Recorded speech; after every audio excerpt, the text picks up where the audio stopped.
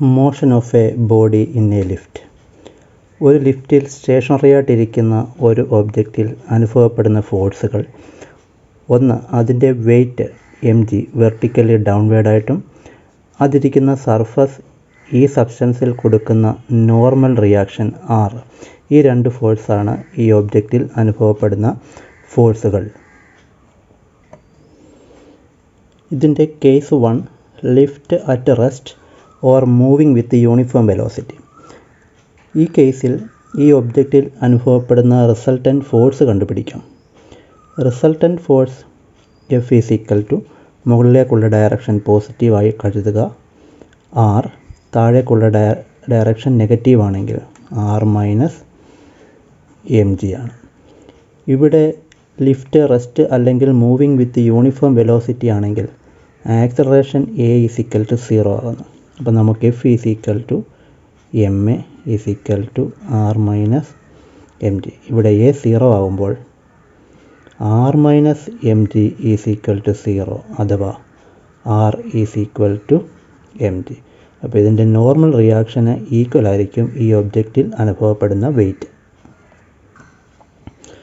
അടുത്ത case, lift moving up with uniform acceleration. അപ്പോൾ ഇവിടെ ആക്സിലറേഷൻ 0 അല്ല, മൂവിങ് അപ്പ് ആയതുകൊണ്ട് നേരത്തെ ഇക്വേഷൻ തന്നെ F is equal to r minus mg ആണ് റിസൾട്ടൻറ്റ് ഫോഴ്സ്.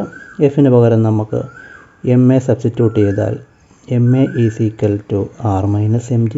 അപ്പോൾ ഇവിടുന്ന് റിസൾട്ടൻറ്റ് ഫോഴ്സ് കണ്ടുപിടിച്ചാൽ r is equal to ma plus mg.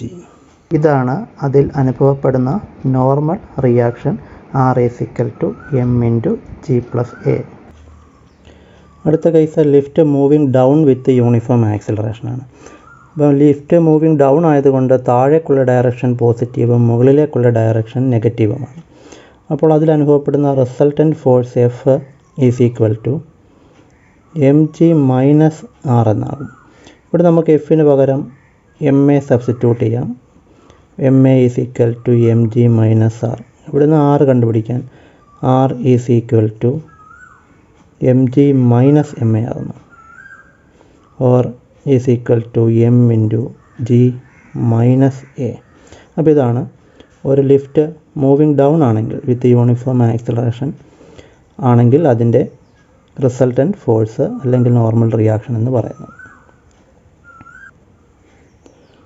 അടുത്ത നാലാമത്തെ കേസ് ഫ്രീ ഫോളിംഗ് ആണ്. ഫ്രീ ഫോൾ ചെയ്യുമ്പോൾ a is equal to g ആണ്. അപ്പോൾ അവിടെ നമുക്ക് താഴേക്കുള്ള ഡയറക്ഷൻ തന്നെയാണ് ആവശ്യം. അപ്പോൾ r ഈസ് ഈക്വൽ ടു നമുക്കറിയാം m into g minus a ആണ്. അപ്പോൾ ഇവിടെ a is equal to g ആകുമ്പോൾ g minus g resultant force 0 ആകുന്നു. അപ്പോൾ ഒരു ലിഫ്റ്റ് ഫ്രീ ഫോൾ ചെയ്യുമ്പോൾ അതിൽ r ഈസ് ഈക്വൽ ടു 0 ആയിരിക്കും അനുഭവപ്പെടുന്നത്.